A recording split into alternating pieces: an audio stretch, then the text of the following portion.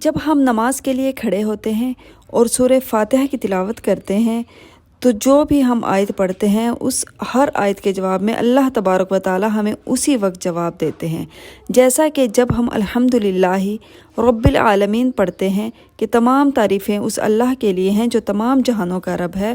تو جواب میں اللہ تبارک و تعالی فرماتے ہیں حمدنی عبدی، میرے بندے نے میری حمد بیان کی۔ پھر جب الرحمن الرحیم پڑھتے ہیں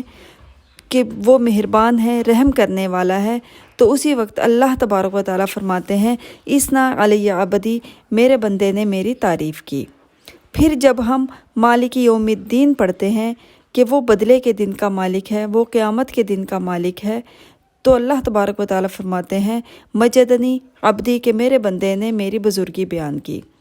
پھر اس کے بعد جب دعائیاں کلمات شروع ہوتے ہیں جیسے کہ ایاک نعبد و ایاک نستعین، کہ ہم تیری ہی عبادت کرتے ہیں اور تجھ سے ہی مدد مانگتے ہیں، تو اللہ تبارک و تعالیٰ فرماتے ہیں ھذا بینی و بین عبدی، کہ یہ میرا اور میرے بندے کا معاملہ ہے، میرا اور میرے بندے کے درمیان ہے، کیونکہ دعا ایک راز ہے جو اللہ تبارک و تعالیٰ اور اس کے بندوں کے درمیان ہی ہوتی ہے، اور یہاں سے دعا شروع ہو جاتی ہے کہ ہم آپ کی عبادت کرتے ہیں اور آپ ہی سے مدد مانگتے ہیں۔ اہدنا الصراط المستقیم، کہ ہمیں سیدھا راستہ دکھائیے، صراط الذین انعمت، راستہ ان لوگوں کا جن پر تو نے انعام کیا، علیہم ان پر، غیر المغضوب علیہم، نہ کہ ان لوگوں کا جن پر تو نے غصہ کیا، ولا الضالین، اور نہ گمراہوں کا۔